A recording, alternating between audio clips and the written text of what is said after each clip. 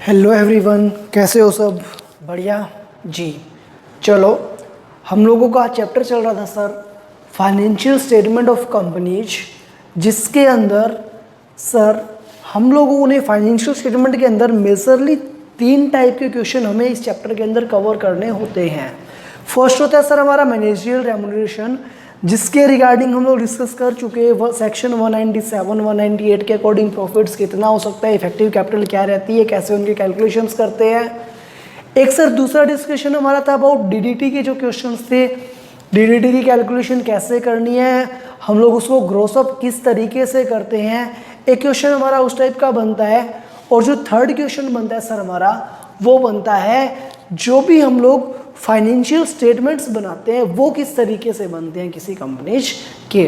तो financial statement जब हमें किसी कंपनी के अगर बनाने हैं तो उसके लिए सर एक फिक्स फॉर्मेट है, जो फॉर्मेट दिया हुआ है सर उसके अकॉर्डिंग हमें बनाना पड़ेगा। शेड्यूल 3 के अकॉर्डिंग सर हमें क्या करने होते हैं, हमारे फाइनेंशियल स्टेटमेंट्स बनाने होते हैं। शेड्यूल 3 के पार्ट 1 के अंदर दिया हुआ है आपका बैलेंस शीट का फॉर्मेट। किसका? बैलेंस शीट का फॉर्मेट। तो बैलेंस शीट जब भी बनाते हैं सर हम लोग सबसे पहले क्या लिखेंगे, name of the company, name of the company, कौन सी कंपनी की बैलेंस शीट आप बनाने जा रहे हो, और उसके साथ साथ हम लोग सब मेंशन करते हैं बैलेंस शीट एज एट, किस डेट को आप बैलेंस शीट जो है वो बना रहे हो। देन सर हम लोग लिखते हैं यहाँ पे पार्टिकुलर्स, पार्टिकुलर्स के बाद सर अमाउंट के लिए हम लोग क्या करते हैं, हम लोग 2 अलग अलग ईयर की कैलकुलेशंस हमें दिखानी होती है। अगर हम लोग शेड्यूल 3 के अकॉर्डिंग कर रहे हैं तो सर क्या लिखते हैं हम लोग, figures as per current year बोल देते हैं हम लोग, या वैल्यूज लिख सकते हैं सर। और दूसरा लिख देंगे हम लोग फिगर्स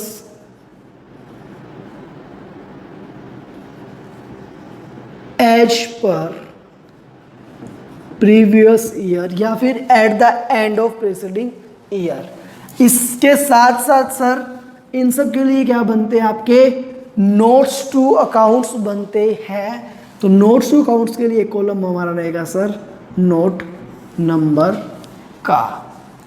अब सर ये जो हमारी बैलेंस शीट है, इस बैलेंस शीट को हम लोग हेडिंग्स और सब हेडिंग्स के अंदर क्या करते हैं, डिवाइड करते हैं। इधर आ जाएगा सर आपका रुपीस, किसमें भी जो आपके रुपीस रहेंगे इन आपके नॉर्मल हो सकता है, लैक्स में हो सकता है, थाउजेंड्स में हो सकता है, करोड़ में हो सकता है, जिस भी तरीके से वैल्यूज आप मेंशन करोगे वो आप यहाँ पे रख सकते हो। ठीक है, सबसे पहले क्या आता है सर, फर्स्ट जो हमारी मेजर हेडिंग आती है वो आती है सर, हम लोग बनाते हैं बैलेंस शीट को 2 पार्ट में डिवाइड करते हैं। उसमें पहला पार्ट आता है आपका इक्विटी एंड लायबिलिटीज का।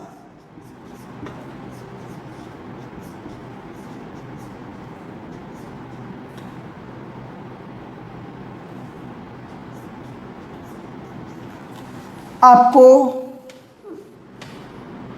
फॉर्मेट काफ़ी अच्छे से सीखना पड़ेगा बैलेंस शीट का, क्योंकि जो नॉर्मल क्वेश्चंस हैं कंपनी के वहाँ पे भी हमें बहुत बार इसके फॉर्मेट की जो ज़रूरत है वो महसूस होती है।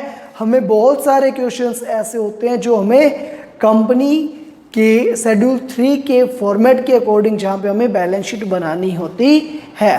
तो ये फॉर्मेट आपको अच्छे से लर्न होना चाहिए। सर इक्विटी एंड लायबिलिटीज के अंदर फर्स्ट जो आपकी हेडिंग आती है वो आती है share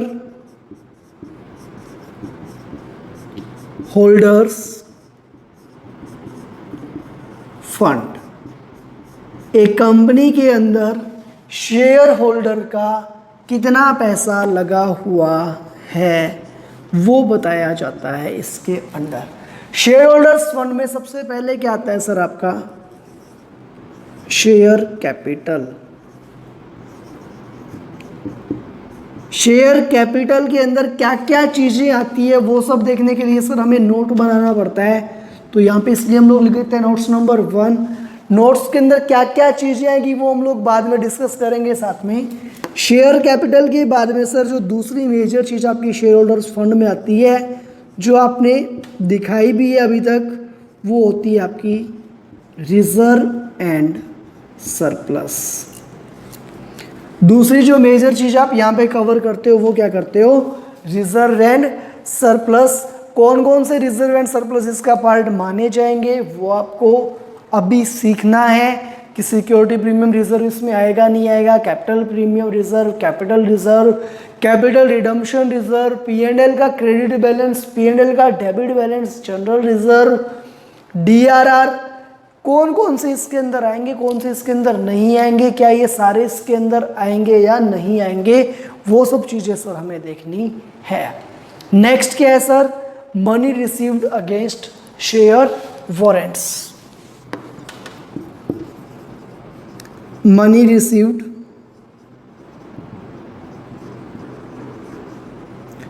against share warrants.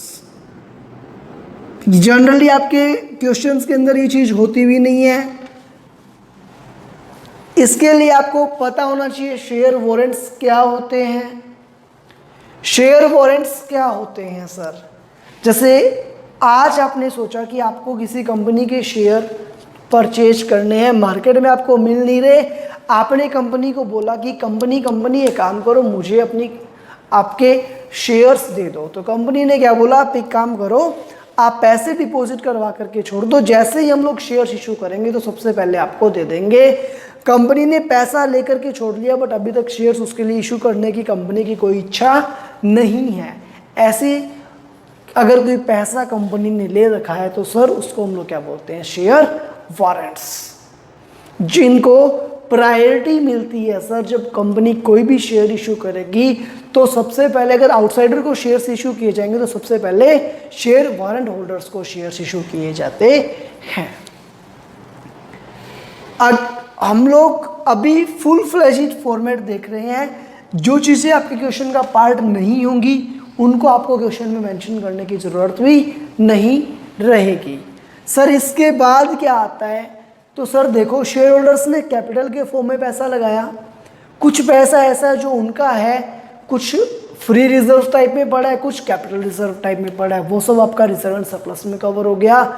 Share holders ऐसे हैं जिनको अभी शेयर्स नहीं मिले, जिन्होंने शेयर वारंट ले रखे हैं।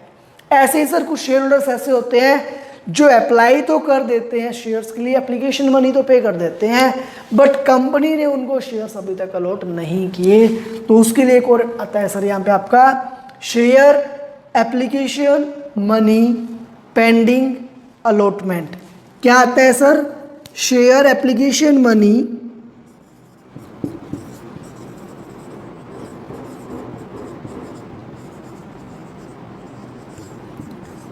Pending allotment. ऐसे शेयर्स जिन पे एप्लीकेशन मनी तो रिसीव हो गई बट अलॉटमेंट अभी तक कंपनी ने नहीं किया।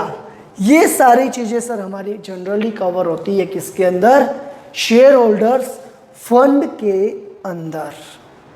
नेक्स्ट सर क्या आता है, दूसरी जो चीज़ आती है आपकी इसके अंदर वो आती है नॉन करंट लायबिलिटीज।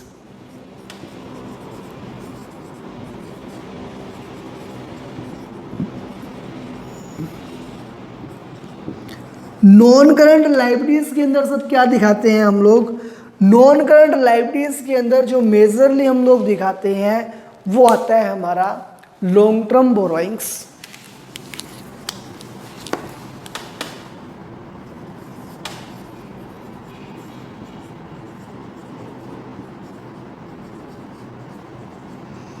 सर क्या डिवेंचर्स भी आपके जनरली यहाँ पे कवर होते हैं? डिवेंचर्स कंडीशन लगा देंगे अगर वो क्या है, रिडीमेबल नहीं है सर विद इन 12 मंथ्स। उसके अलावा डेफर्ड टैक्स लायबिलिटीज, देखो दो चीज़ होती है आपकी, deferred tax assets and deferred tax liabilities दोनों को नेट करके दिखाया जाता है। अगर लायबिलिटीज ज़्यादा है तो आपका लायबिलिटी साइड में यहाँ पे आ जाएगा, अगर असेट्स ज़्यादा है तो डेफर्ड टैक्स असेट्स आपको शो करनी पड़ेगी बैलेंस शीट के अंदर। अदर लॉन्ग टर्म लायबिलिटीज, और कोई लॉन्ग टर्म लायबिलिटीज अगर आपकी सारी है तो वो यहाँ पे आती है। उसके साथ आता है सर आपका लॉन्ग टर्म प्रोविजंस। अब किसके अंदर क्या क्या कवर होता है वो सब हम लोग आगे भी डिस्कस करने वाले हैं। नेक्स्ट है आपका करंट लायबिलिटीज। तो करंट लायबिलिटीज में short term borrowings, trade payables आ गए आपके, outstanding due to micro enterprises, total outstanding dues to creditors, जो भी payable within 6 months, within 12 months क्या है वो सब चीज़ें हमें यहाँ पे डिस्कस करनी होती है। अदर करंट लायबिलिटीज और शॉर्ट टर्म प्रोविजंस, ये होता है आपकी लायबिलिटी साइड का डिस्कशन। ऐसे ही सर जब हम लोग आगे मूव करते हैं तो आता है हमारा असेट साइड। असेट साइड में सर हम लोग मेजरली, जैसे फर्स्ट आपका मेजर पार्ट क्या था इक्विटी एंड लायबिलिटीज, वैसे सेकंड मेजर पार्ट इसके नीचे क्या आएगा असेट्स का। असेट्स के अंदर क्या होता है सर नॉन करंट असेट्स, और नॉन करंट असेट्स में सर क्या है PPE, property plant and equipment, tangible and intangible assets. क्या आएगा सर, देखो असेट्स वाला फॉर्मेट अब हम लोग आगे जल्दी से डिस्कस कर लेते हैं कि क्या होगा उसके बाद।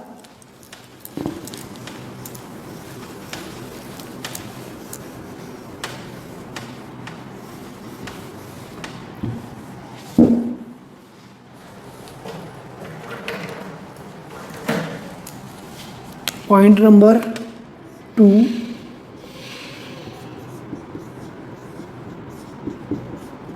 असेट्स। असेट्स के अंदर सबसे पहले क्या आएगा sir non current assets.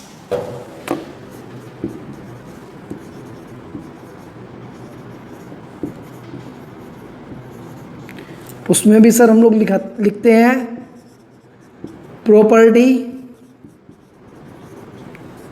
Plant and equipment, property plant and equipment, जिसके अंदर सर सबसे पहले क्या आएगा आपका टेंजिबल फिर इंटेंजिबल।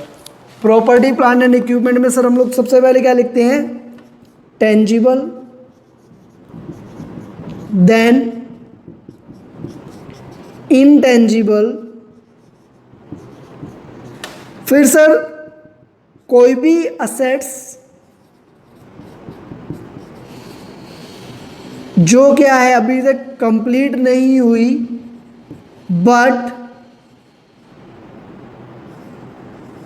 जिसमें काम क्या है अभी चल रहा है, तो वो आएगी आपकी कैपिटल वर्क इन प्रोग्रेस के नेम से। और अगर कोई इंटेंजिबल असेट्स जो है वो अभी तक डेवलप नहीं हुई सर, तो उसके लिए हम लोग लिखते हैं इंटेंजिबल असेट्स अंडर डेवलपमेंट। अगर एक से ज़्यादा है तो इन सब की डिटेल्स आप दे दोगे नोट्स टू अकाउंट्स के थ्रू। देन सर ये तो बात हुई आपकी असेट्स की नॉन करंट नेचर की। इसके अलावा क्या हो सकता है सर नॉन करंट इन्वेस्टमेंट करके हमारा कुछ हो सकता है, तो आपकी सब हेडिंग आ जाएगी सर, इसको ए बोल देता हूं मैं, तो बी में क्या आ जाएगा नॉन करंट इन्वेस्टमेंट। अगर आपने किसी दूसरी कंपनी के शेयर्स वगैरह डिवेंचर्स वगैरह में पैसा इन्वेस्ट कर रखा है फॉर लॉन्ग टर्म पर्पस, तो वो आएगा सर आपका नॉन करंट इन्वेस्टमेंट करके जो हेडिंग है उसके अंदर। उसके बाद आती है सर हमारी deferred tax assets. Deferred tax assets या लायबिलिटीज जो भी ज़्यादा होगी वो उसके अकॉर्डिंग आपको यहाँ पे मेंशन करनी होती है। अगर असेट्स ज़्यादा है तो यहाँ पे आएगी, लायबिलिटी ज़्यादा है तो लायबिलिटीज वाले साइड में चली जाएगी। Long term loans and advances कोई ले रखे हैं तो वो, और अदर नॉन करंट असेट्स। उसके बाद सेकंड जो मेजर हेडिंग आपकी सर वो क्या करंट असेट्स। करंट असेट्स में जितनी भी करंट असेट्स, करंट इन्वेस्टमेंट हो गई आपकी, कैश एंड बैंक बैलेंस हो गया आपका, ट्रेड रिसीवेबल्स हो गए, cash and cash equivalent, short term loans, inventories, ये सब आपके कवर होते हैं। अब बात आती है सर देखो नेक्स्ट क्या दिया हुआ है नीचे, general instructions for preparation of balance sheet. कोई भी बैलेंस शीट अगर हम लोग प्रिपेयर करेंगे तो क्या क्या बातें हमें ध्यान में रखनी है, वो चीज़ सर हमारी अब स्टार्ट होती है। क्या क्या चीज़ें आपके माइंड में रहनी चाहिए।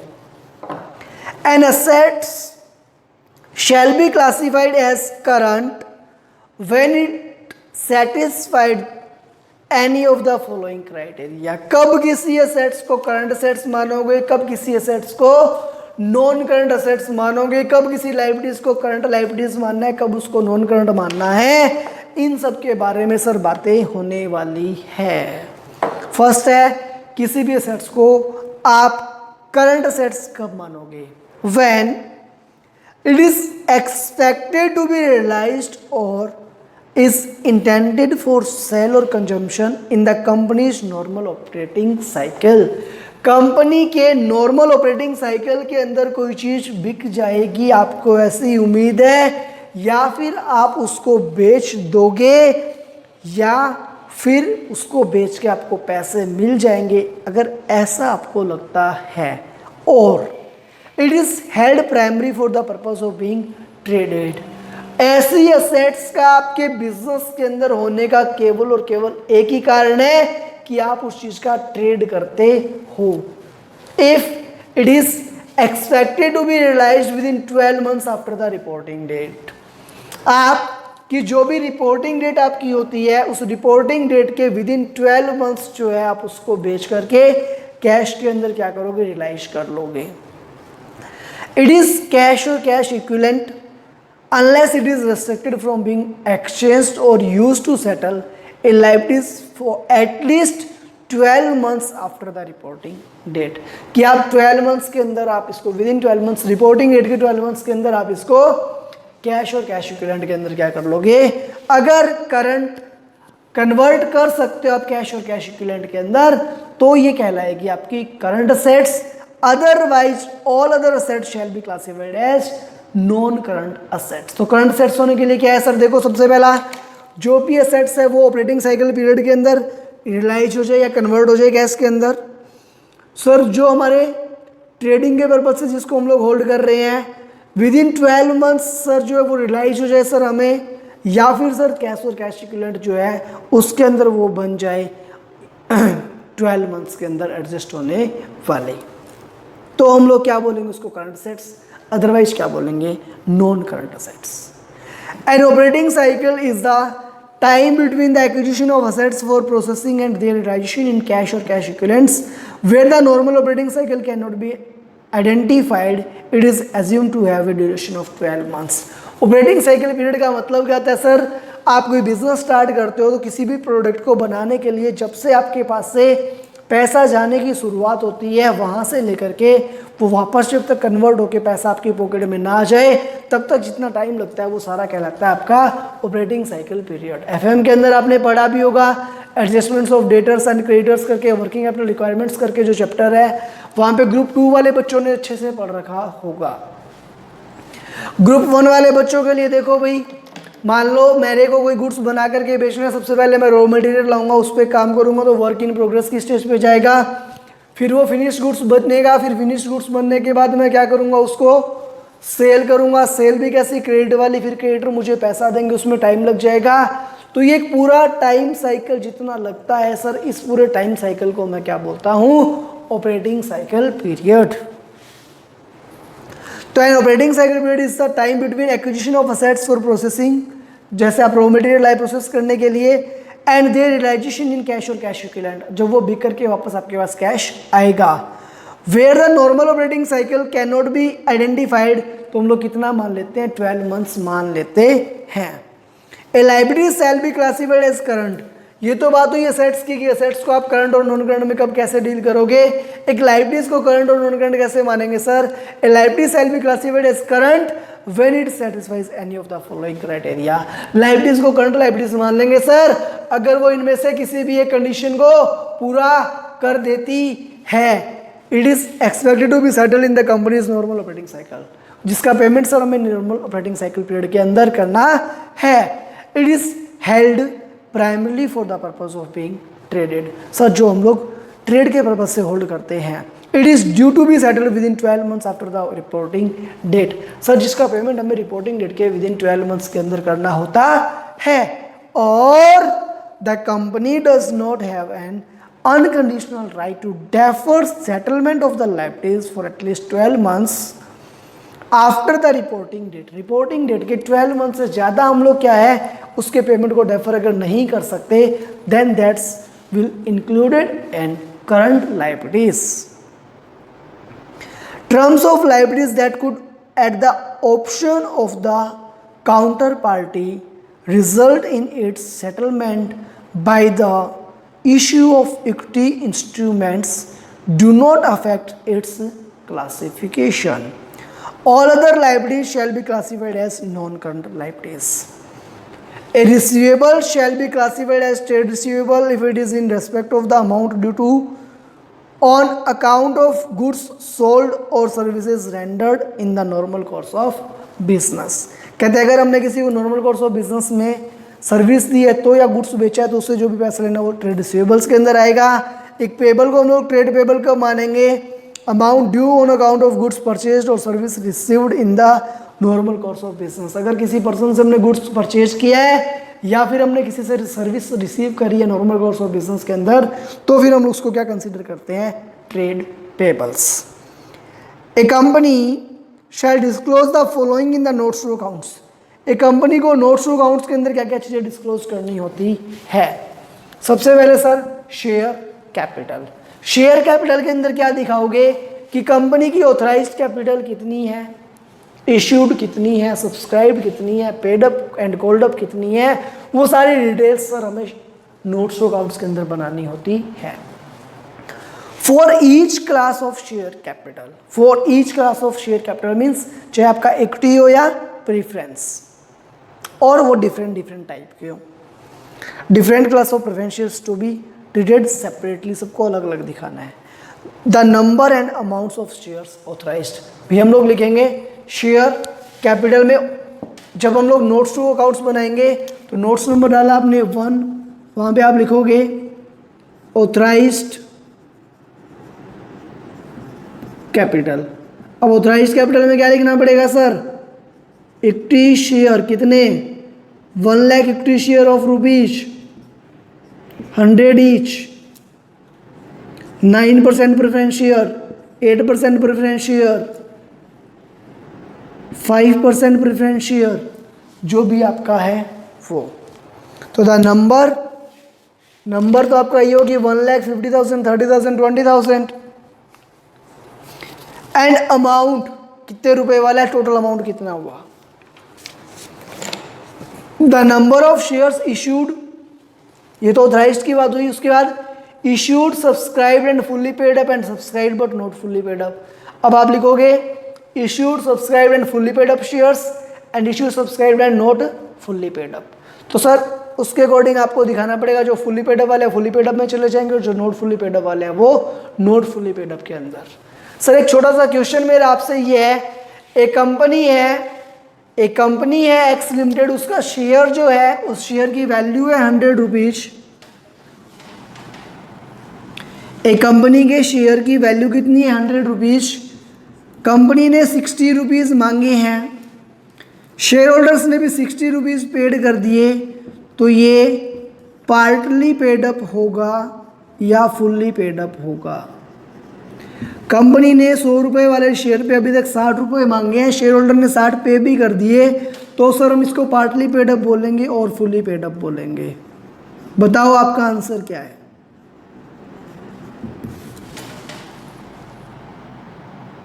सर इसको हम लोग बोलेंगे पार्टली पेड अप। जब तक कंपनी सारे पैसे मांगेगी नहीं तब तक हमने सारे दिए नहीं, और जब तक जितने का शेयर है उतने पैसे हमने दिए नहीं तब तक वो शेयर क्या माना जाएगा? पार्टली पेड अप ही माना जाएगा। जब तक कंपनी ने चाहे उस पर 100 रुपीज़ वाले शेयर पे 60 मांगे हो, 70 मांगे हो, 80 मांगे हो, जितने मांगे हो अगर उतने आपने दे दिए, बट जितने का शेयर है उतने कंपनी ने नहीं मांगे या आपने नहीं दिए, तब तक उस शेयर को हम लोग क्या मानते हैं? पार्टली पेड अप मानते हैं। तो जब तक किसी शेयर की फेस वैल्यू का पूरा पेमेंट ना हो जाए तब तक वो शेयर क्या कहलाता है? पार्टली पेड अप ही कहलाता है।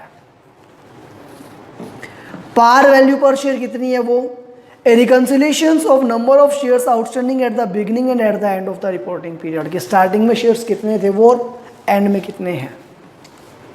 The rights, preference and restrictions attaching to each class of shares, including restrictions on the distribution of dividend and the repayment of capital.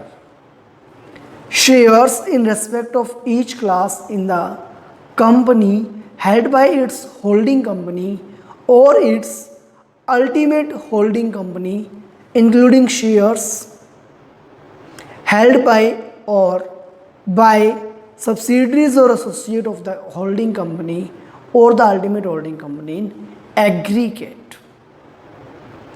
Shares in the company held by each shareholder holding more than 5% shares specifying by the number of shares held. अगर किसी company में कोई person 5% या उससे ज़्यादा share hold करता है तो उसकी डिटेल्स अलग से देनी पड़ेगी, कितने नंबर ऑफ शेयर उसके पास है वो आपको अलग से बताने पड़ेंगे। Shares reserved for issue under options and contracts, commitments for the sale of shares, disinvestment, including the terms and amounts. For the period of 5 years immediately preceding the date as at which the balance sheet is prepared, जिस date को आपने balance sheet बनाई उससे just पहले के 5 साल में क्या क्या, aggregate number and class of shares allotted as fully paid up pursuant to contract or contracts without payment being received in cash, ऐसे शेयर्स जिनके बदले में आपको कैश नहीं मिला वो, या जिनके बदले कैश मिला। Aggregate and class of shares allotted as fully paid up by way of bonus shares, कितने शेयर्स आपने बोनस शेयर्स के जैसे इशू किए। Aggregate number and class of shares bought back, total aggregate में कितने नंबर ऑफ शेयर्स आपने क्या है बॉट बैक किए वो आपको मेंशन करने होंगे। Terms of any securities convertible into equity or preference shares issued along with the earliest date of conversion in descending order starting from the fetch such date, जिस date को उनका buyback करना है, उन सिक्योरिटीज़ को आपको वापस लेना है, रीपेमेंट करना है उनका, उसी के ऑर्डर के अकॉर्डिंग कि आपको उनकी एक लिस्ट प्रिपेयर करनी होगी। Calls unpaid showing aggregate value of calls unpaid by directors and officers, forfeited shares amount originally paid up, जितना पैसा आपको एक्चुअल में रिसीव हुआ उस अमाउंट के साथ आपको फॉरफिटेड शेयर का बैलेंस इसके अंदर दिखाना होता है। ये सब चीज़ सर हमें करनी होती है शेयर कैपिटल के अंदर। नेक्स्ट जो हमारी हेडिंग आती है वो आती है reserve and surplus. Reserve and surplus के अंदर क्या आएगा sir, reserve and surplus shall be classified as, कौन कौन से रिजर्व होते हैं, तो जो आपने नाम सुने वो सारे हो गए। कैपिटल रिजर्व हो गया, जनरल रिजर्व हो गया, capital redemption reserve, security premium, DRR, revaluation reserve, share option, outstanding account, other reserve specify the nature and purpose of each reserve and the amount in respect there of. हम लोग note number 2 लिखेंगे, वहाँ पे लिखेंगे reserve and surplus. Reserve and surplus के अंदर list बनाते चलेंगे सर, एसपीएल कितना है, जनरल रिजर्व कितना है, सीआरआर कितना है, कैपिटल रिजर्व कितना है, सिक्योरिटी प्रीमियम, डीआरआर, इवैल्यूएशन, सबकी डिटेल्स बनेगी। Surplus that is balance sheet statement of profit and loss disclosing allocation and appropriation such as dividend, bonus shares and transfer to और from reserve etcetera, ये सारी चीज़ें sir हमें disclose करनी होती है। Additions and deductions since last balance sheet to be shown under each of the specified heads. A reserve specifically represented by earmarked investment shall be termed as a fund. कब हम लोग fund बोलते हैं कि अगर कोई इन्वेस्टमेंट आपका है, कोई भी रिजर्व है वो किसी भी पर्टिकुलर इन्वेस्टमेंट से लिंक करता है तो हम लोग क्या बोल देते हैं, फंड बोल देते हैं। तो कुछ खास यहाँ पे इतना इंपॉर्टेंस नहीं रखता ये पॉइंट आपका। डेबिट बैलेंस ऑफ एसपीएल, इस पॉइंट को इंपॉर्टेंट मार्क कर लेना भाई। Debit balance of SPL shall be shown as a negative figure under the head surplus. Similarly, the balance of reserve and surplus after adjusting negative balance of surplus, if any, shall be shown under that reserve and surplus even if the resulting figure is in the negative. एक question हम लोग already discuss कर चुके हैं इस topic के लिए, तो इस पॉइंट को, पर्टिकुलर पॉइंट को आपको इंपॉर्टेंट मार्क करना है, यहाँ से अलग से क्वेश्चन पूछा जा सकता है। लॉन्ग टर्म बोरोइंग्स, क्या क्या चीज़ें इंक्लूड करोगे लॉन्ग टर्म बोरोइंग्स में? तो आपका जो नोट बनेगा थर्ड वो बन सकता है लॉन्ग टर्म बोरोइंग्स का, जिसमें सर सबसे पहले बॉन्ड्स और डिवेंचर्स। टर्म लोन्स में बैंक से कितने, अदर देन बैंक कितने हैं? Deferred payment liabilities, deposits, loans and advances from related parties, long term maturities of finance, lease obligations, other loans and advances specified nature. ये सब details आपको देनी होती है। Borrowing shall be further sub classified as secured and unsecured. जब भी आप long term borrowings को डिवाइड करोगे, आप उनको सिक्योर्ड और अनसिक्योर्ड के अंदर स्पेसिफाई करोगे कि सिक्योर्ड, अगर सिक्योर्ड है तो नेचर ऑफ सिक्योरिटी क्या है। Where loans have been guaranteed by directors और others, the aggregate amount of such loans under each head shall be disclosed. Bonds, debentures, along with the rate of interest and particulars of redemption or conversion, as the case may be, shall be stated in descending order of maturity. भी जो सबसे पहले mature होएगा, कौन उसके बाद, कौन उसके बाद, कौन उसके बाद, उसके अकॉर्डिंग आप क्या करते हो सर? डिसेंडिंग ऑर्डर के अकॉर्डिंग आप उसको मेंटेन करना है, starting from the farthest redemption or conversion date as the case may be, where bonds and debentures are redeemable by instalments, the date of maturity for the purpose must be reckoned as the date on which the first instalment becomes due. भी सबसे बाद में किसका redemption होगा, फिर उससे पहले किसका होगा, फिर उससे पहले किसका होगा, और नीचे नीचे क्या आएगा, अर्लीस्ट रिडम्पशन किसका होने वाला है। Particulars of any redeemed bonds, debentures which the company has power to reissue shall be disclosed. Terms of repayment of term loans and other shall be stated. Period and amount of continuing default as on the balance sheet date in repayment of loan and interest shall be specified separately in each case.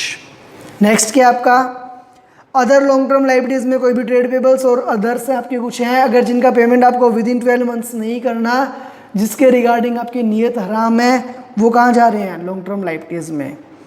Long term provisions कोई आपने employees benefits के लिए बनाया या फिर और कोई long term benefits के लिए आपने प्रोविजंस बनाए हैं, तो वो प्रोविजंस सर आपके जाएंगे लॉन्ग टर्म प्रोविजंस में। शॉर्ट टर्म बोरोइंग्स में क्या आएगा सर? कोई भी लोन आपने ले रखा है बैंक से या अदर इंस्टीट्यूशन से, ओवरड्राफ्ट फैसिलिटी आपने ले रखी है, कोई सीसी लिमिट वगैरह ले रखी है, वो सब आपके अंदर आएंगे आपके किसमें? शॉर्ट टर्म बोरोइंग्स में। आपने किसी रिलेटेड पार्टी से कोई लोन ले रखा है, loans and advances from related parties, deposits, other loans and advances, वो सब आपके इसके अंदर कवर होते हैं।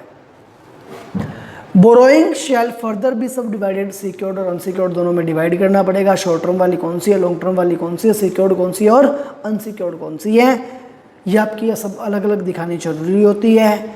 Where loans have been guaranteed by directors और अदर्स, तो aggregate amount of such loans under each head shall be disclose, भी किससे कितना लोन आपका लिया हुआ है वो डिस्क्लोज करना पड़ेगा। Period and amount of default as on the balance sheet date in repayment of loans and interest shall be specified separately in each case. ये सब चीज़ें आपको अलग से दिखानी होगी, ठीक है। नेक्स्ट है सर आपका ट्रेड पेबल्स। ट्रेड पेबल्स के अंदर क्या क्या इंक्लूड होगा?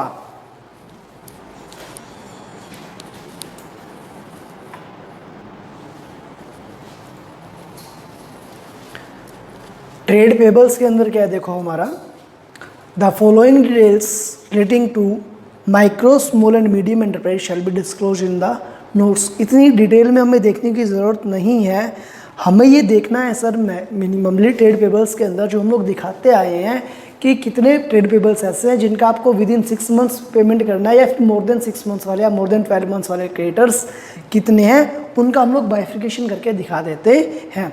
फिर भी चलो एक बार जल्दी से हम लोग क्या करते हैं, रीड कर लेते हैं।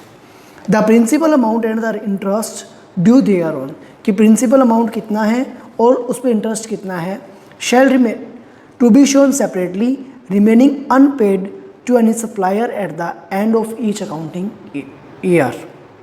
The amount of interest paid by buyer in terms of section 16 of the Micro, Small and Medium Enterprises Development Act 2006, along with the amount of the payment made to the supplier beyond the appointed day during each accounting year.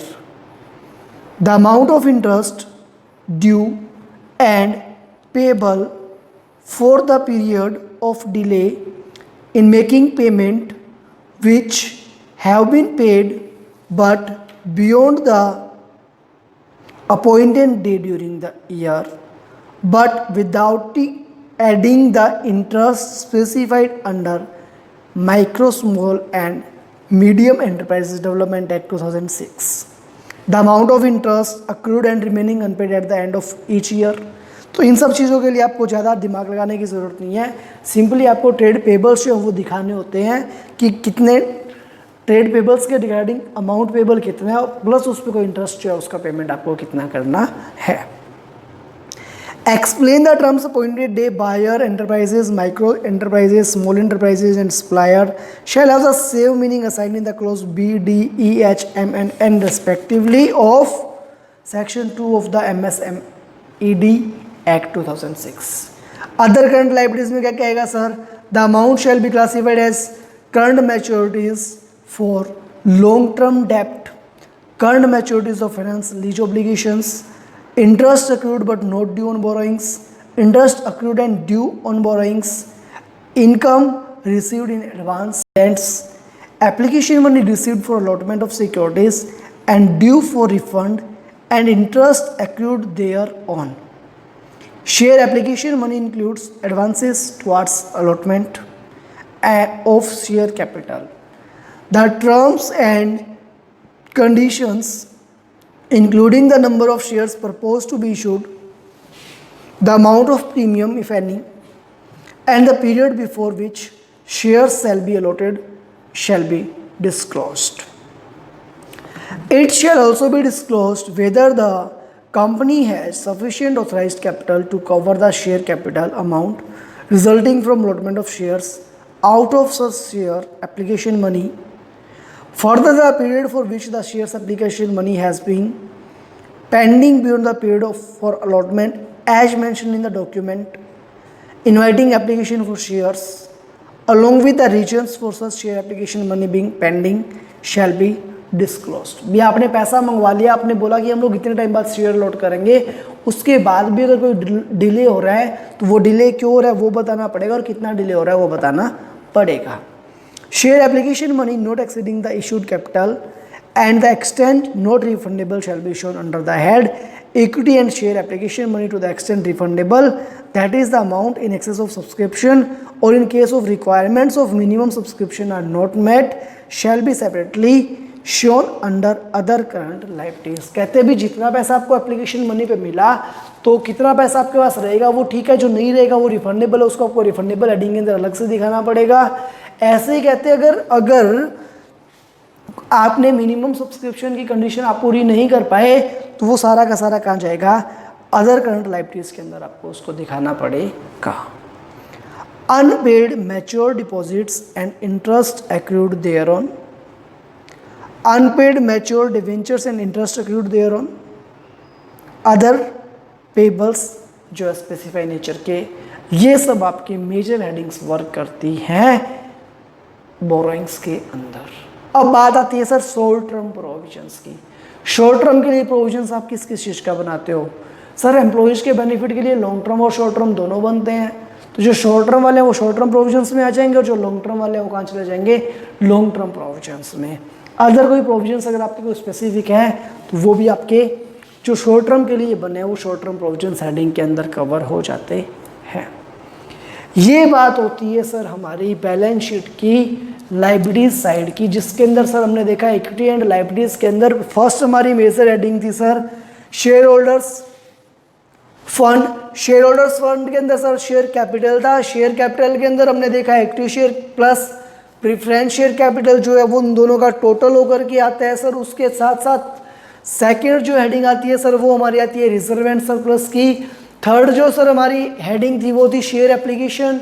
Money जो थी sir वो pending allotment sir. उससे ऊपर भी हमने क्या किया, कोई अमाउंट अगर हमारा रिसीव कर रखा है सर किसके अगेंस्ट में, शेयर वारंट के अगेंस्ट में, तो वो सब चीज़ें सर हमें शेयर होल्डर्स फंड के अंडर दिखानी थी।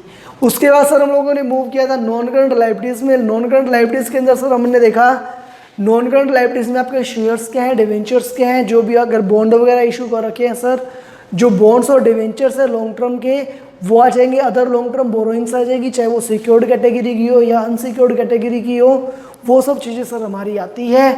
उसके बाद सर हमने देखा कि क्या आएगा, करंट लायबिलिटीज़ आ जाएंगी सर। करंट लायबिलिटीज़ के अंदर जो भी आपके ट्रेड पेबल्स हैं वो आ जाएंगे। ट्रेड पेबल्स के साथ साथ सर अगर और कोई शॉर्ट टर्म प्रोविजंस है वो सब आपके वहाँ पे आ जाएंगे। और अदर करंट लायबिलिटीज सर उसके अंदर आपके क्या है, इंक्लूड हो जाती है। कब किसी ऐसे लायबिलिटीज़ को हम लोग करंट बोलेंगे, नॉन करंट बोलेंगे, वो सारी डेफिनेशंस हमने डिस्कस करी। इस तरीके से सर हमारी जो लायबिलिटी साइड है उसके बारे में जो डिस्कशन है वो होता है हमारा कंप्लीट। अब जो नेक्स्ट हमारा डिस्कशन है वो है असेट साइड के रिगार्डिंग।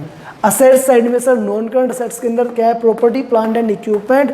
उसके अंदर क्या है, टेंजिबल असेट्स। टेंजिबल असेट्स किसके अंदर आ रही है सर, नॉन करंट असेट्स के अंदर। तो नॉन करंट असेट्स क्या होती है वो हमें देखना पड़ेगा। उस नॉन करंट असेट्स में हम लोग इंटेंजिबल असेट्स अगर कोई है तो उसको कहाँ दिखाएंगे, टेंजिबल है तो कहाँ दिखाएंगे। अगर टेंजिबल असेट्स अभी तक कंप्लीट नहीं हुई बट उस पर अभी खर्चा लग रहा है बट पूरा उसका रेडी होना क्या है, पेंडिंग है, तो वो कहाँ जाएगी, कैपिटल वर्क इन प्रोग्रेस के अंदर। और अगर सर इंटेंजिबल असेट्स अभी तक रेडी नहीं हुई, इंटेंजिबल असेट्स पे आप पैसे खर्च तो कर रहे हो बट अभी तक वो जो असेट्स है वो रेडी होकर के आपको नहीं मिली। सर इंटेंजिबल असेट्स रेडी होकर के कैसे मिलती है, तो मान लो आपने किसी लाइसेंस के लिए अप्लाई कर रखा है, लाइसेंस की जो स्टार्टिंग की फीस है वो आपने दे दी बट आगे की जो प्रोसीजर है अभी तक वो कंप्लीट नहीं हुआ। पेटेंट आपको करवाना है, ट्रेडमार्क करवा लेना है, कॉपीराइट लेना है, इनके रिगार्डिंग कुछ खर्चे आप कर चुके हैं, कुछ अभी तक पूरे नहीं हुए हैं। इस तरीके से सर ये सब चीज़ें आपकी कवर होती है किसके अंदर, इंटेंजिबल अंडर डेवलपमेंट। तो असेट्स जो आपकी नॉन करंट असेट्स को प्राइमरी हम लोग सर 4 पार्ट में डिवाइड करते हैं प्रॉपर्टी प्लांट एंड इक्विपमेंट के अंदर। फर्स्ट क्या आती है आपकी सर, फर्स्ट आती है टेंजिबल असेट्स, सेकंड आती है इंटेंजिबल असेट्स, थर्ड आती है कैपिटल वर्क इन प्रोग्रेस और फोर्थ क्या आती है आपकी इंटेंजिबल असेट्स अंडर डेवलपमेंट। तो classified shall be given as tangible assets में क्या क्या सर, लैंड होगी, building, plant and equipment, furniture and fixtures, vehicle, office equipment. Sir क्या इतनी ही होती है, और भी लिख लो भाई, जो भी आपको लगता है टेंजिबल, बेंचेस होगी आपकी, टेबल होगी, एसी हो गया आपका, मशीनरी हो गई, ये सब चीज़ें किस में कवर होती है सर, ये सारी हमारी आती है टेंजिबल असेट्स में। तो नेम केवल इतने नहीं और भी बहुत सारी असेट्स आपकी होती हैं। Assets under lease shall be separately specified under each class of assets.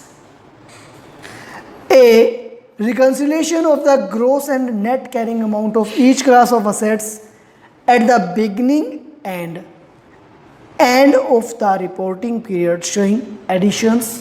Sir जब हम लोग बनाएंगे इनके बारे में स्टेटमेंट तो क्या क्या आएगा कि असेट्स का ओपनिंग बैलेंस कितना है वो आपको दिखाना है। ओपनिंग बैलेंस के साथ आप ऐड करोगे ड्यूरिंग द ईयर एडिशंस कितने हुए, कोई असेट्स बेच दी तो डिलीशंस क्या हुआ वो, और उसके बाद क्या क्लोजिंग बैलेंस। इसी तरीके से सर डेप्रिसिएशन चार्ज करके दिखाना पड़ेगा। देखो, a reconciliation of the gross and net carrying amount of the each class of assets at the beginning and at the end of the reporting period showing additions, disposals, acquisitions through business combinations, कोई दूसरा business acquire किया तो उसके through कोई assets आई तो वो, and other adjustments and the related depreciation and impairment losses reversals shall be disclosed separately। कोई reversal वगैरह हुआ तो वो हमें अलग से दिखाना होगा।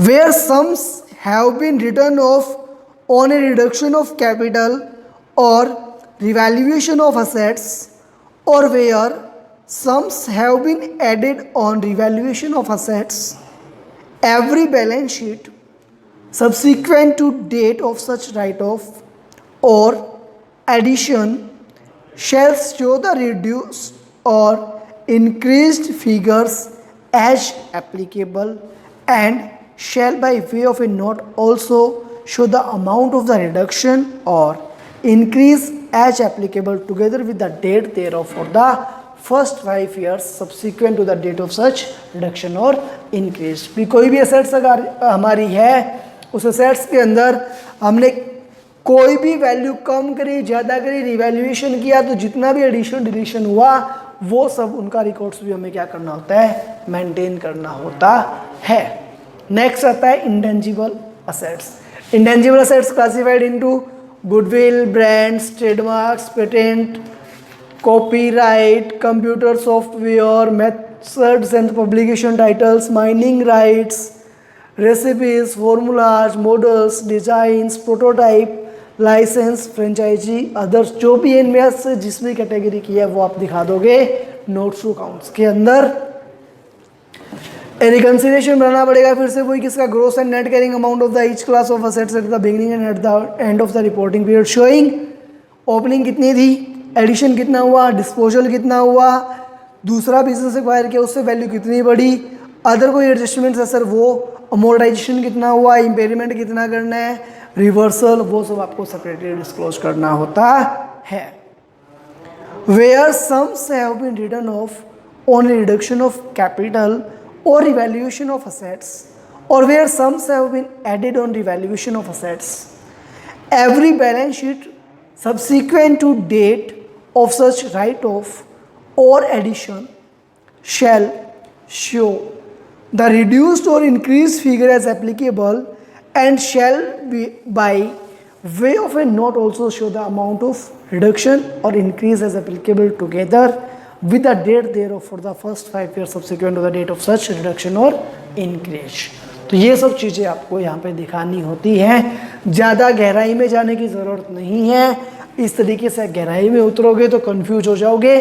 सिंपली हमें क्या देखना है कि सेट्स कौन कौन सी है हमारे, उनका नेम आना चाहिए हमारे पास, एडिशन कितना हुआ वो देखना है, एडिशन के बाद डिलीशन कितना हुआ वो, कुछ डिस्पोज ऑफ किया वो, और क्लोजिंग वैल्यू कितनी बच गई वो हमें पता होना चाहिए। नेक्स्ट आता है सर हमारा non current investment. Non current investment shall be classified as trade investment and non trade बोल सकते हैं, फिर other investment and further classified as.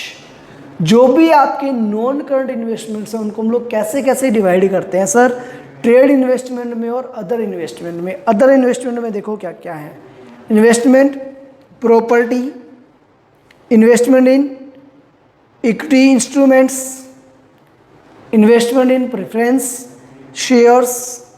भी हमने हमारा पैसा किस चीज़ को खरीदने में लगा रखा है, कोई प्रॉपर्टी खरीदने में लगा रखा है, इक्विटी शेयर्स में लगा रखा है, प्रेफरेंस शेयर्स में, इन्वेस्टमेंट इन गवर्नमेंट और ट्रस्ट सिक्योरिटीज़, इन्वेस्टमेंट इन डिवेंचर और बॉन्ड्स, हमने किसी कंपनी के डिवेंचर्स या बॉन्ड्स ले रखे हैं क्या, investment in mutual fund, mutual fund में पैसा लगा रखा है तो, investment in partnership form, other non current investment specify nature. भी हमने किस चीज़ में कितना पैसा लगा रखा है वो स्पेसिफाई करना आपका रहता है नॉन करंट इन्वेस्टमेंट के अंदर।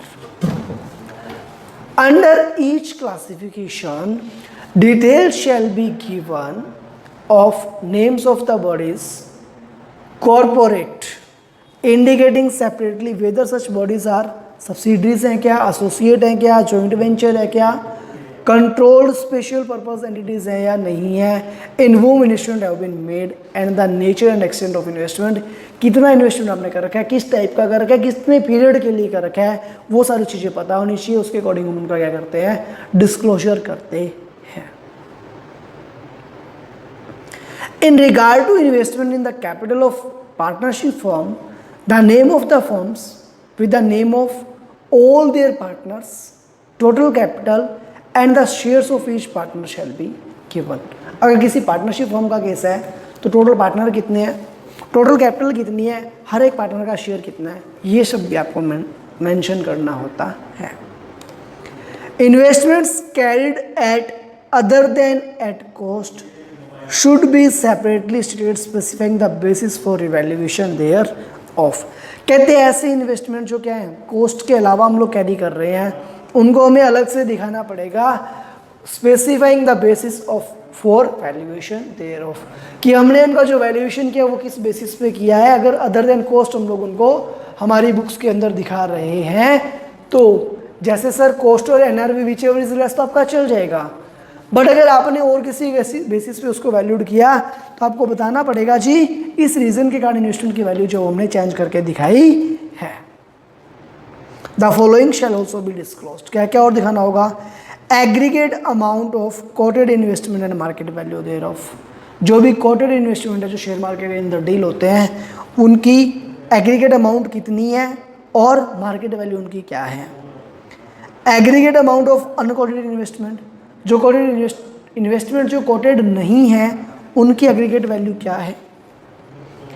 Aggregate provision for dimension in value of investment, कि अगर इन्वेस्टमेंट की वैल्यू के अंदर कोई कमी आती है तो कितना प्रोविजन हम लोग बना करके रख रहे हैं वो हमें डिस्क्लोज करना होता है। नेक्स्ट है sir long term loans and advances. Company ने शेयर्स वगैरह में इन्वेस्ट नहीं कर रखा बट किसी को लोन दे रखा है। ऐसा लोन सर कैपिटल नेचर का हो सकता है, रेवेन्यू नेचर का हो सकता है, बट हम लोग जो यहाँ पे बात करेंगे वो लॉन्ग टर्म वाले की बात करेंगे। Long term loans and advances shall be classified as, long term loans and advances को कैसे कैसे क्लासीफाई करेंगे। First capital advances, security deposits, loans and advances to related parties, other loans and advances. The above shall also be separately sub classified as, कैसे होगा sir, secured considered good, unsecured considered good और doubtful. Allowances for bad and doubtful debts, advances shall be disclosed under the relevant head separately. Loans and advances due by directors or other officers of the company or any of them, either severally or jointly with any other person, or amounts due by firms or private companies respectively, in which any director is a partner or a director or a member should be separately stated. Next है आपका other non current assets. Other non current assets में क्या क्या आता है देखो, other non current assets shall be classified as long term trade receivables including trade receivables on deferred credit terms. Others जो भी हैं वो लॉन्ग टर्म ट्रेड रिसीवेबल्स कैसे दिखाओगे, सिक्योर्ड कितने, अनसिक्योर्ड कितने, secured and good, unsecured and good और doubtful. Allowance for bad and doubtful debts shall be disclosed under the relevant head separately. Debts due by directors or other officers of the company or of them either severally or jointly with any other person, or debts due by firm or private companies respective, in which any director is a partner or a director or a member should be separately stated. Current investment, current investment में क्या क्या आएगा sir, हमने ऐसा छोटे time के लिए, कम time के लिए, लेस देन 12 मंथ्स के लिए पैसा कहाँ कहाँ लगा रखा है। Current investment shall be classified as investment in equity instruments, भी हो सकता है हमने शेयर्स मालिक बनने के लिए नहीं खरीद रखे, हम तो इक्विटी शेयर सेल परचेज करने का काम ही करते हैं। प्रेफरेंस शेयर को सेल परचेज करने का हम लोग क्या करते हैं, काम करते हैं। गवर्नमेंट और ट्रस्ट की सिक्योरिटीज में हम लोग इन्वेस्टमेंट टेम्परेरीली कर देते हैं। डिवेंचर्स और बॉन्ड ले रखे हमने थोड़े से टाइम के लिए। म्यूचुअल फंड में पैसा लगा रखा है बट हम लोग सेल परचेज करते हैं वहाँ पे भी। पार्टनरशिप फॉर्म में पैसा लगा रखा है या फिर अदर इन्वेस्टमेंट्स जो है सर, ये सब अगर आपके शॉर्ट टर्म के लिए लगे हुए हैं तो ये किस में जाएंगे, करंट इन्वेस्टमेंट में क्लासीफाई होंगे।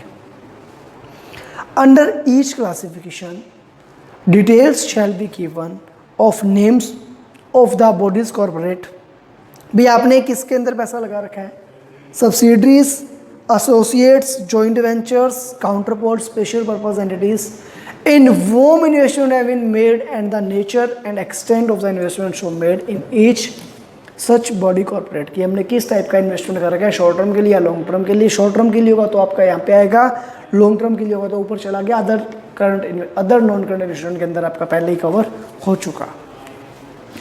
इन regard to investments in the capital of partnership firm, the names of partners और हर का शेयर कितना है वो सब आपको वहाँ पे बताना होगा। The following shall also be disclosed, the basis of valuation of individual investments, कि हम लोगों ने जो भी हमारे इंडिविजुअल इन्वेस्टमेंट्स हैं उनका वैल्यूएशन कैसे किया। Aggregate amount of quoted investment and market value thereof, जो भी कोटेड इन्वेस्टमेंट है उनकी एग्रीगेट अमाउंट कितनी है और उनकी मार्केट वैल्यू क्या है। Aggregate provision made for dimension in the value of investments, ये सब चीज़ें सर हमें डिस्क्लोज करनी होती है। नेक्स्ट सर हमारी हेडिंग आती है इन्वेंट्रीज। इन्वेंट्रीज के अंदर क्या सर, इन्वेंट्री के अंदर हमें देखना होगा सर रॉ मटेरियल कितना है, वर्क इन प्रोग्रेस कितना है, WIP जिसको बोलते हो, फिनिश गुड्स कितना है, स्टॉक इन ट्रेड जो लाई और बेचा कहाँ पे होगा सर, केवल ट्रेडिंग कंसर्न्स में होगा। अगर मैन्युफैक्चरिंग कंसर्न है बनाते हो सर आप चीज़ें तब तो आपके पास रॉ मटेरियल WIP और फिनिश गुड्स तीनों होंगे। अगर ट्रेडिंग कंसर्न है तो raw material WIP finish goods ना होकर के सर केवल और केवल एक ही होता है stock in trade. Stores and spheres कितने हैं, लूज टूल्स और अदर्स जो भी स्पेसिफाई नेचर की हैं वो।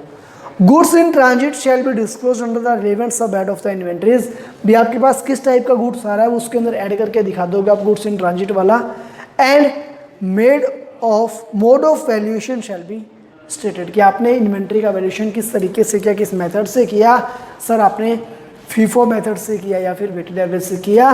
लीफो मेथड से आप नहीं कर सकते क्योंकि एएस आपको ऐसा करने से क्या करता है, डिनाई करता है, मना करता है। Trade receivables, aggregate amount of trade receivables outstanding for a period exceeding 6 months from the date they are due for payment should be separately stated. कहते हैं ऐसे एग्रीगेट अमाउंट ट्रेड रिसीवेबल्स के जो आउटस्टैंडिंग है sir for a period exceeding 6 months, जिस दिन वो payment due हुआ था उसके 6 महीने से ज़्यादा अगर वो है तो उसको आपको सेपरेटली दिखाना पड़ेगा। Trade receivable shall be sub classified as secured and good, unsecured and good और doubtful. Allowance for bad and doubtful डेब्ट shall be disclosed under the relevant heads separately. भी कोई अलाउंसेस वगैरह है, कुछ डाउटफुल डेब्ट्स के लिए आपने प्रोविजन वगैरह कुछ बना रखा है, वो सब आपको अलग से दिखाना पड़ेगा। Debts due by directors or other officers of the company or any of them either separately or jointly with any other person or debt due by firms or private companies respectively in which any director is a partner or a director or a member should be separately stated। कि अगर आपका कोई company का director या employ जो है वो अगर किसी दूसरी कंपनी में क्या पार्टनर है तो उसको आप अलग से दिखाना पड़ेगा। ऑफिसर या डायरेक्टर अगर है वो तो वो आपको अलग से शो करने होंगे। नेक्स्ट आता है sir cash and cash equivalent में क्या क्या इंक्लूड होगा। देखो cash and cash equivalent shall be classified as balances with banks, cheque draft on hand, cash on hand or others। Earmarked balances with banks, for example for unpaid dividend shall be separately stated। Balance with banks to the extent held as margin money or security against the borrowings, guarantees, other commitments shall be disclosed separately। Repartitions, restrictions if any in respect of cash and bank balances shall be separately stated। Sir ये चीज़ें generally आप जब आप banks के साथ transaction करते हो तो आपने दूसरे बैंक के पास एज ए सिक्योरिटी कितनी रखी है वो सब चीज़ें आपकी डील करती है, वहाँ पे ये कवर होती है आपकी। जो आप बैंकिंग रेगुलेशन एक्ट के अकॉर्डिंग बैंकिंग कंपनी का फॉर्मेट देखते हो वहाँ पे आपको इन चीज़ों को और अच्छे से सीखने को मिलता है। Banking deposits with more than 12 months maturity shell be disclose separately. Short term loans and advances में क्या आएगा सर, जो भी शॉर्ट टर्म के लिए आपके लोन्स एंड एडवांसेस है वो आ जाएंगे। इसके अंदर सर आप बताओगे कि आपने किस किस को लोन दे रखा है, कोई रिलेटेड पार्टी का उसको आप अलग से दिखा दोगे। और सर आप इनको वही वापस से 3 कैटेगरी बनानी है, कौन से, सिक्योर्ड है बट सेफ है, अनसिक्योर्ड है बट सेफ है और क्या है आपके डाउटफुल है। तो secured and good, unsecured and good और doubtful. Allowance for bad and doubtful debts loans जो भी आपको अलग से दिखाना है वो सारी चीज़ें क्या आपकी रिपीट हो रही है। अदर करंट असेट्स में क्या आएगा, स्पेसिफाई नेचर, और कोई असेट्स जो आपके इनमें कहीं कवर नहीं हुई, कवर होने से रह गई अगर, तो उसको आप क्या करोगे अलग से शो कर दोगे। नेक्स्ट आता है सर हमारा अदर, हमारा नेक्स्ट है contingent liabilities and commitments to the extent not provided for. ऐसी लायबिलिटीज जो अभी तक हमने कंसीडर नहीं करी, जिनको हमें बैलेंस शीट में एज ए फुट नोट दिखाना होता है, ऐसी liabilities sir contingent liability shall be classified as. कौन सी होगी sir? Claims against the company not acknowledged as डेब्ट, जिनका कंपनी के खिलाफ क्लेम आएगा तो सही, बट अभी तक उनको हम लोग डेट नहीं मान सकते, अभी तक जो क्लेम है वो फाइल नहीं हुआ। हमने कोई गारंटी दे रखी है, गारंटी क्या दे रखी है? किसी पर्सन ने लोन लिया तो उसकी गारंटी हमने दे दी कि अगर ये पर्सन लोन नहीं देगा तो उसका पेमेंट हम कर देंगे। तो इसके लिए एक्चुअल पेमेंट अभी कुछ होना नहीं है, तो वो भी क्या सर आपकी कंटीजेंट लायबिलिटी कहलाती है। Other money for which the company is contingently liable, ऐसा और कोई सर, ऐसा और कोई प्रोविजन जिसके लिए कंपनी को कंटीजेंटली आप क्या कर सकते हो, लायबल ठहरा सकते हो कि कंपनी को अगर कोई पर्सन जो है जिस पर डिपेंड करती है कंपनी, वो अगर पेमेंट नहीं करेगा, उस सिचुएशन के अंदर कंपनी से क्या हो सकता है, फंड्स का आउटफ्लो अगर हो सकता है, तो वो आपका कंटीजेंट लायबिलिटीज के अंदर कवर हो जाएगा। Commitment shall be classified as estimated amount of contracts remaining to be executed on capital account and not provided for, कि ऐसे एस्टिमेट कितने कॉन्ट्रैक्ट्स हैं जो एग्जीक्यूट नहीं हुए, जिनको अभी तक हमने बुक्स में प्रोवाइड नहीं किया, प्रोविजंस हमने नहीं बनाया।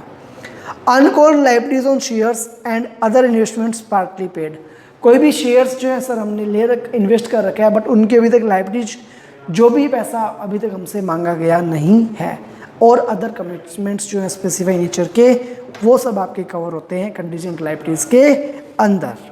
उसके बाद बात करूं सर तो देखो यू पॉइंट क्या आपका, the amount of dividends propose to be distributed to equity and preference shares for the period and the related amount per share shall be disclose separately. भी आपने अगर कोई डिविडेंड क्या कर रखा है, प्रपोज कर रखा है, जो अभी तक कंपनी ने डिक्लेयर प्रपोज किया है, अभी तक डिक्लेयर नहीं किया, तो वो इक्विटी और प्रेफरेंशियल का कोई डिविडेंड वगैरह अगर आपका है, तो वो भी क्या आएगा, कंटीजेंट लायबिलिटीज में आएगा।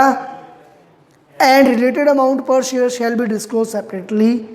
Arrears of fixed cumulative dividends, कोई डिविडेंड जो क्या फिक्स नेचर का क्यूमुलेटिव डिविडेंड्स है, अगर उनका कोई एरियर्स है तो वो दिखाना पड़ेगा। On preference share shall also disclosed separately.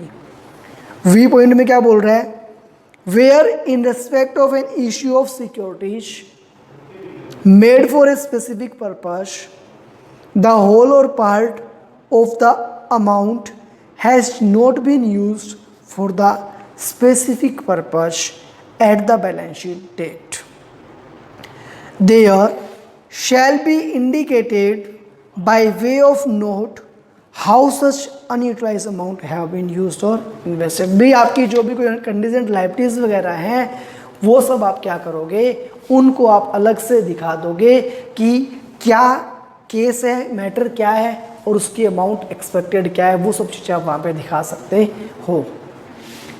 Even the opinion of the board, अब बात आई सर ये सब करने के बाद भी अगर बोर्ड का ओपिनियन क्या है, any of the assets other than property plant and equipment and non current investment do not have a value on realisation in the ordinary course of business.